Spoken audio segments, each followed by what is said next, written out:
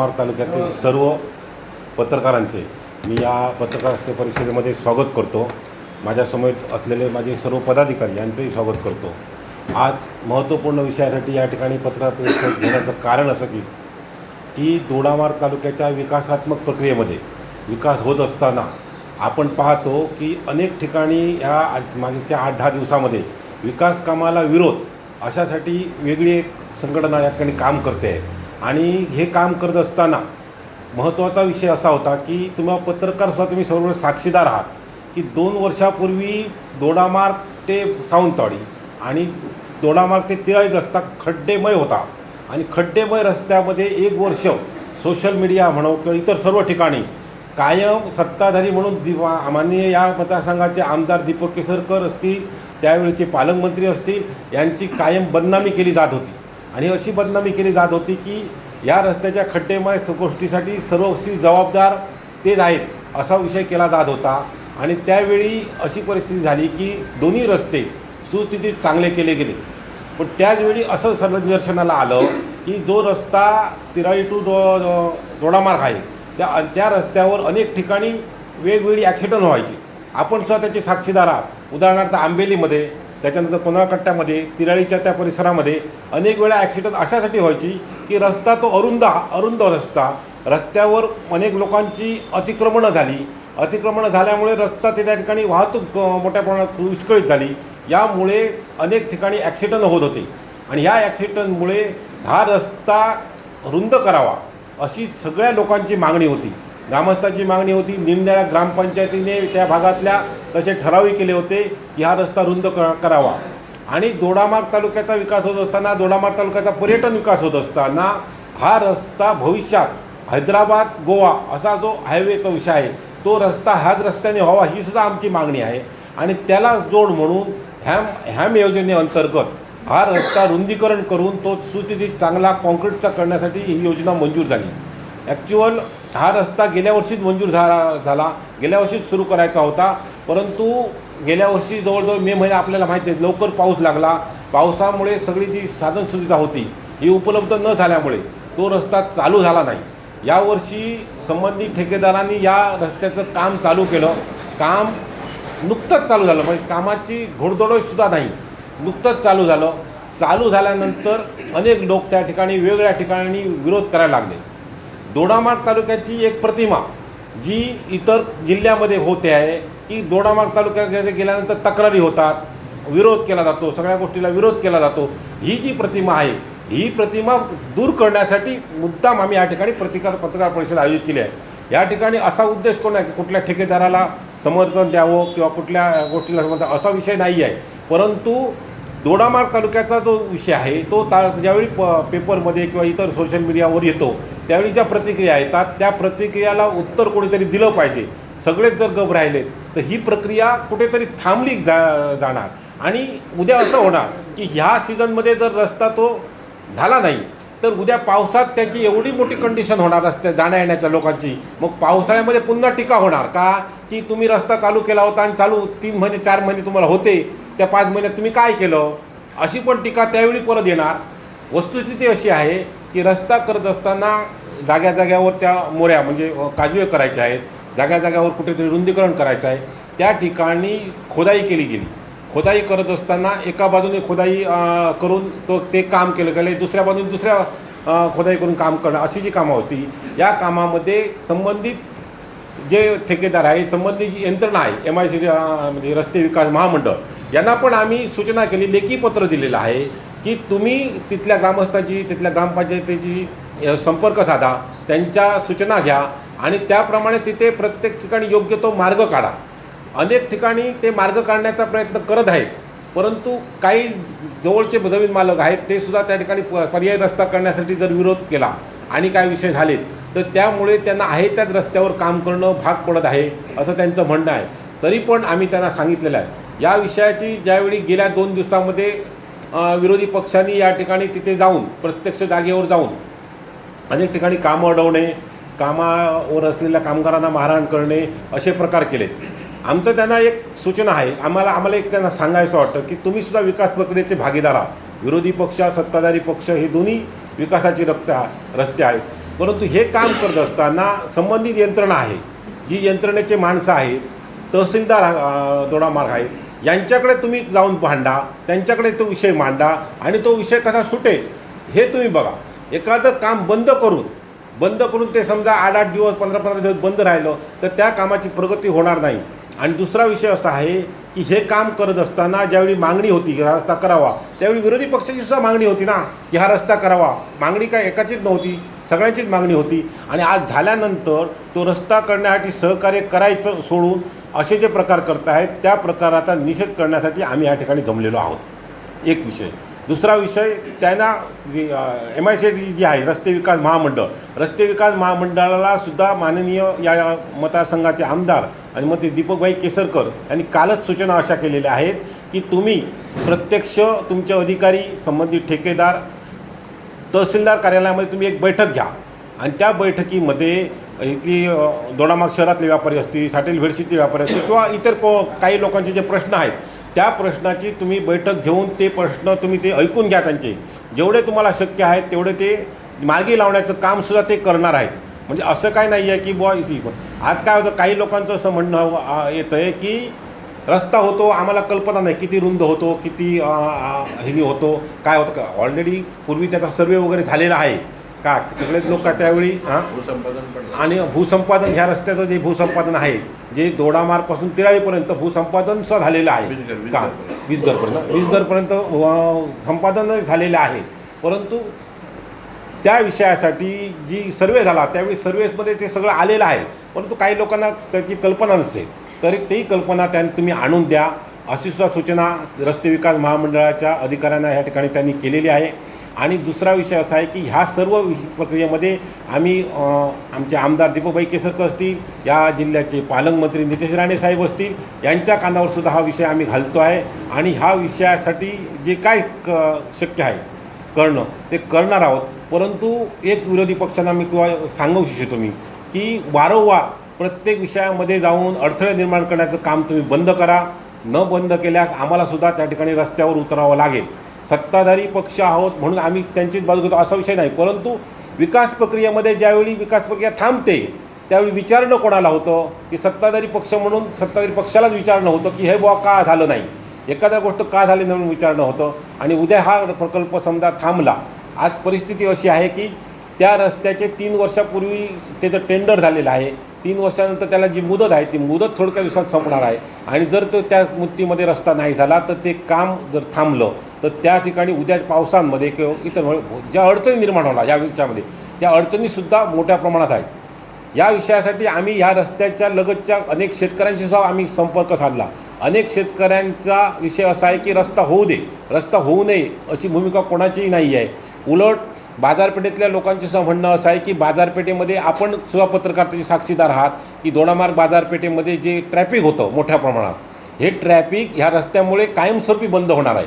कारण तेवढी जी पेस आहे रस्त्यासाठी ती पेस या रस्त्याला असल्यामुळे कायमस्वरूपी त्यामुळे मी संबंधित शेतकरी साठेली बेडीचे सुद्धा व्यापाऱ्यांनी आपण स्वतःहून तयारी दर्शवलेली आहे की आपण म्हणजे रुंदीकरण मान्यता देण्याची स्वतःहून.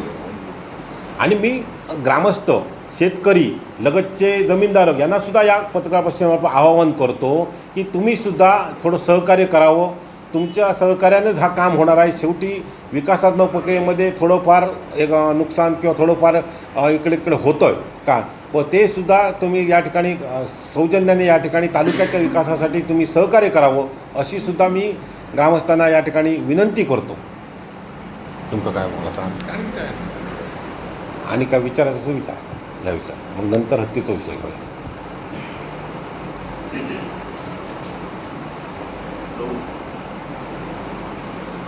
विषय असा आहे, तांत्रिक जे मुद्दे आहेत, तांत्रिक मुद्द्याचं परिपूर्ण ज्ञान आम्हाला आहे असा विषय नाही आहे. परंतु रस्ता मी पहिल्यापासून सांगितलं की दोडामार्गपासून वीसगरपर्यंत ऑलरेडी रस्ता ॲक्युरेशन केलेला आहे. आता ॲक्युरेशन केलं कधी खूप वर्ष झाली. आता अनेक लोकांनी काय केलं आहे, पुढे आलेले आहेत का, हे काय विषय आहे ते प्रशासन हाताळणार आहे विषय का.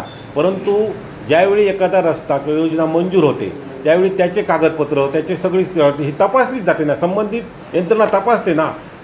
ते म्हणताय अनधिकृत आहे म्हणून ते अनधिकृत होऊ शकत नाही ना का. लक्षात घ्या, टेंडर झालं, वर्क ऑर्डर झाली, जो कॉन्ट्रॅक्टर काम करतात ते त्यांच्या हद्दीमध्ये करतात.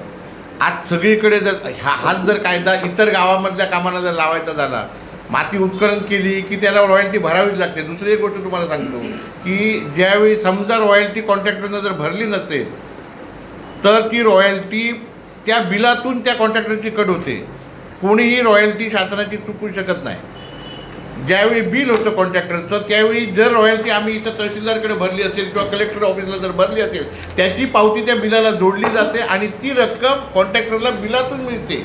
आणि जर त्यांनी ती रक्कम जर भरली नसेल तर ती बिलातून त्याची रक्कम कट होते. लक्षात आलं ना? कुठचंही बैल घ्या, गौण खनिज असू दे, खडी असू दे, माती असू दे, काही चिरे असू दे, कुठचीही जी गौण खनिजचा जो रॉयल्टी आहे ही रॉयल्टी सगळी त्या बिलामधनं कॉन्ट्रॅक्टरची कट होते. कोणीही चुकू शकत नाही. ही सत्य परिस्थिती आहे. आता होतं काय की ह्या तांत्रिक गोष्टीवर जर तुम्ही जर बोट ठेवून जर ह्या सगळ्या गोष्टी करायला गेला तर तुमच्या घराचा पावासुद्धा खोदताना तुम्ही तहसीलदारची परमिशन घ्यायला हवी. मग हे सगळं सुरू करायचं का? आम्ही त्याच्यामध्ये करतो ना. मग सुरू घराचा पावासुद्धा आपण खोदू शकत नाही तहसीलदारांची आणि गौण खनिजची परवानगी घेतल्याशिवाय किंवा गौण खनिज उत्खननाची रॉयल्टी भरल्याशिवाय. ही सत्य परिस्थिती आहे. पण ती रॉयल्टी सर समजा आज कुठंतरी जर कुठच्या चिरेखाडीवरनं जर चांगली माती जर एखाद्याला मिळत असेल आणि तिथनं आणली म्हणून जर त्याला जर लाख रुपये दंड केला तर ह्या भागामध्ये कामं होणार आहेत का? तुम्ही सांगा. 1 लाख त्या गाडीच्या मातीची किंमत किती आहे? मला वाटतं 1000 रुपये तुला नसणार आहे. आज त्याला ₹1,00,000-1,25,00,000 रुपये त्याच्याकडे दंड भरू शकतो. तो त्या कॉन्ट्रॅक्टरला परवडणार आहे का? कारण दंड हा सरकार त्याला परत मिळणार नाही. रॉयल्टी भरलेली रक्कम त्याला परत मिळणार आहे, परंतु दंड जो आहे तो त्याला मिळणार नाही, तो त्याच्या खिशातनंच जाणार आहे. ही सत्य परिस्थिती आहे. आणि हे सगळे करून काय मिळणार आहे सांगा तुम्ही? आता ती माती जर त्याने त्यामध्ये टाकली नाही तर ते काम होणार आहे का आपलं? ते होऊ शकत नाही आहे. सगळ्यांना आता ह्याच रस्त्याचा भाग नाही, ज्या गावागावामध्ये जे जिल्हा परिषद रस्ते होतात किंवा आपल्या पंचायत समिती रस्ते होतात, ग्रामपंचायतीची कामं होतात, ह्या सगळ्याला रॉयल्टी ॲड केलेली असते. ती रॉयल्टी जर त्यांनी भरली नसेल तर ती बिलातून कट होते. कुणालाही तुम्ही विचारा. ही सत्य परिस्थिती आहे. आणि ही माहिती नाही असा विषय होत नाही आहे. हे सगळ्यांना माहिती आहे. आज जरी ते विरोधी पक्षामध्ये होते, कालपर्यंत सत्तेमध्ये होते. ह्या गोष्टी त्यांना कळत नाहीत असं म्हणायचं आहे का तुम्हाला? माझं म्हणणं आहे की थोडं तरी नैतिकतेनं आपण वागलं पाहिजे. आज तालुक्यामध्ये येणारे सगळ्या प्रकल्पांना सगळेजण विरोध झालेला आहे आज. पण ते प्रकल्प सगळे पूर्ण झाले. कसे झाले हे तुम्हाला मी गरज पडली तर आम्ही सांगू. आज तिलाहीची सगळ्या कामांना विरोध, सगळी कामं बंद केली होती. बरोबर आहे? 2 वर्षापूर्वी काय सांगितलं होतं त्यावेळी की विरडीला पाणी जाणारा तो पैसा जो आहे तो इकडं तिराईच्या कॅनलवर खर्च जातो म्हणून तुम्हीच बातम्या छापल्या होत्या की नाही? तुम्ही सांगा. मग ती कामं पूर्ण झाली ना? ती कशी झाली ती सांगा. आज ज्यावेळी गॅसची पाईपलाईन गेल कंपनीची आली किंवा त्यावेळी त्याला सगळ्यांनी विरोध केले होते, ते राहिले का काम? मग ती कामं कशी झाली ते सांगा. त्या दिवसाचा विरोध करायचा आणि रात्रीचा त्या कामाला हे लोक पाठिंबा देत होते. हा माझा आरोप आहे. आणि तुम्हाला एक गोष्ट सांगतो, हे जर माझं चुकीचं असेल, मला कुठच्याही देवळामध्ये आम्ही येतो त्यांनी यावं. आम्ही नारळाला हात लावून सांगतो या गोष्टी. एवढी चॅलेंज आमची आहे. कारण आजपर्यंत आम्ही कुणाकडनं रुपयाशी शिवलेला नाही आहे. ही सत्य परिस्थिती आहे. जे स्वतः काचेच्या घरामध्ये राहतात त्यांनी काचेच्या घरावर दगड मारण्याचं धाडस करू नये. आज तुम्ही सांगा, आज मेढ्यापासनं वीजगरपासनं कुणा एका शेतकऱ्याची तक्रार तर दाखवा. शेतकरी सगळे म्हणतात काम चांगलं झालं पाहिजे. आणि तुम्ही आज काम कुठचं चालू आहे? खोदाई चालू आहे. त्याच्यामध्ये काय भ्रष्टाचार होऊ शकतो का? तुम्ही सांगा. खोदाई चालू आहे.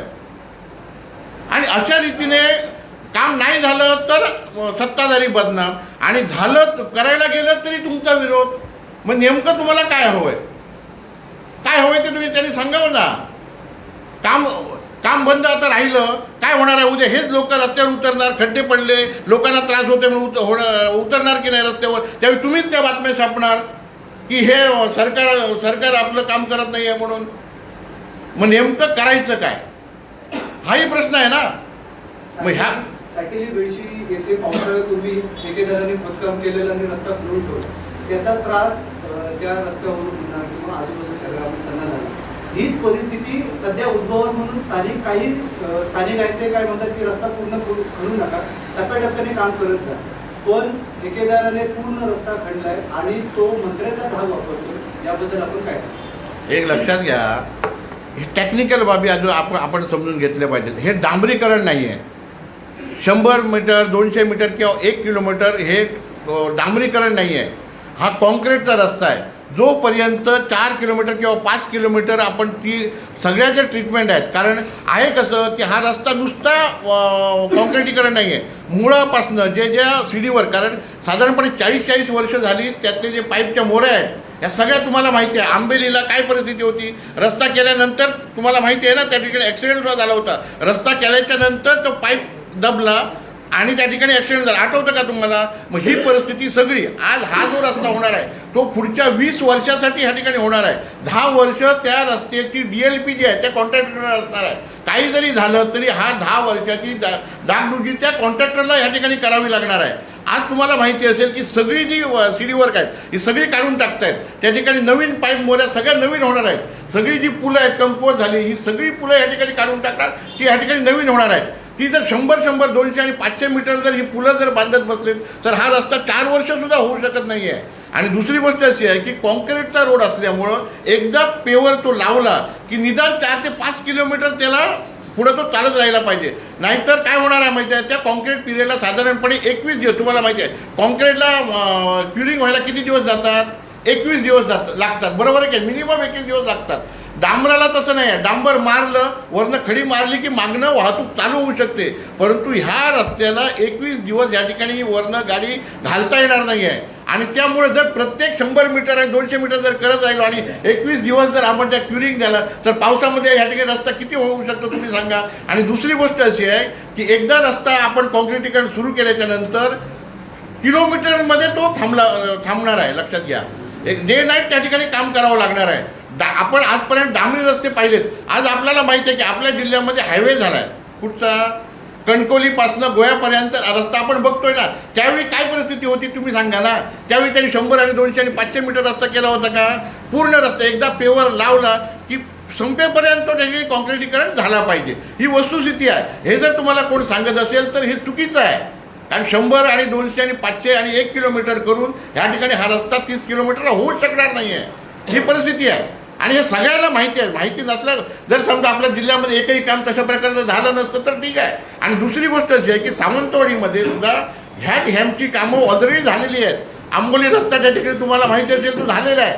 ही कामं झालेली नाही अशातला भाग नाही आहे.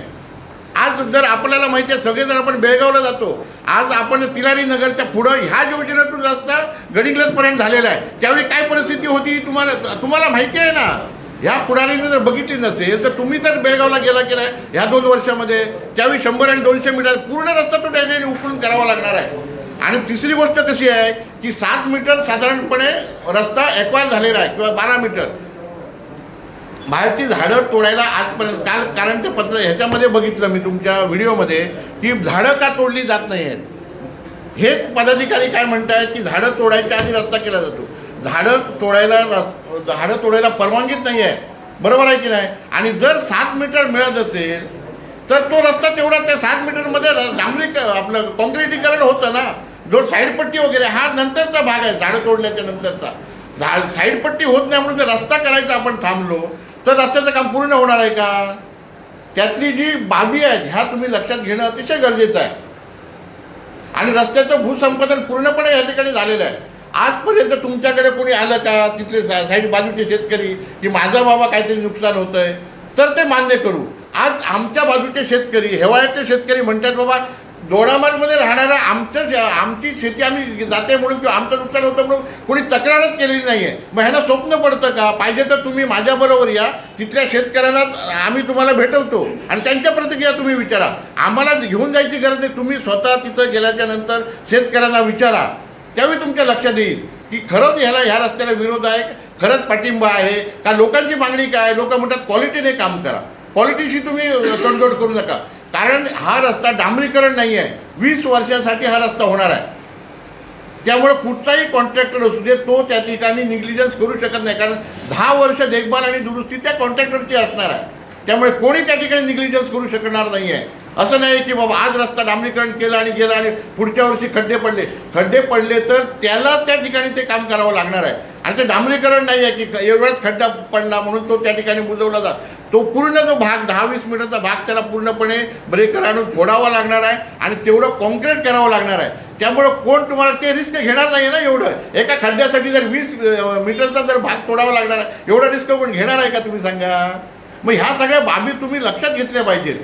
जो हायवे ज्याप्रमाणे झाला गोवा आपला मुंबई गोवा त्याच पद्धतीचं हे काम आहे. आता तुम्ही म्हटलं की हे या कामाचं देखभाल दुरुस्ती 10 ते 20 वर्षापर्यंत ठेकेदार 10 वर्ष 10 वर्षापर्यंत. पण ठेकेदारच सगळ्यांना सांगत सुटला की आमच्याकडे जबाबदारी 5 वर्षाची. त्यामुळे नेमकं यातील दोन नाही, ठेकेदार- किंवा हे कसं सर्वसामान्यांना समजेल त्याबाबत नाही, कोणी सांगितलं? नाही असं त्याबाबत मी म्हटलं ना माझी की रस्ते विकास महामंडळाचे जे अधिकारी आहेत ते अधिकारी एक ह्या आठवड्यात तिथे तहसीलदारकडे बैठक घेत आहेत का ज्या ज्या सूचना म्हणजे आता सूचना काय असतील किंवा काही प्रश्न जो कोणाचे असतील तर ते सोडवण्याचं काम ते करणार आहे. शेवटी अधिकारी जो आहे ना त्याला ती जबाबदारी आहे ना ती काय ते करणार आहे ते त्याची आम्ही व्यवस्था करतो ना. करतो, बरोबर आहे. ती बैठक लावण्याची व्यवस्था आहे ना ती आम्ही करतो.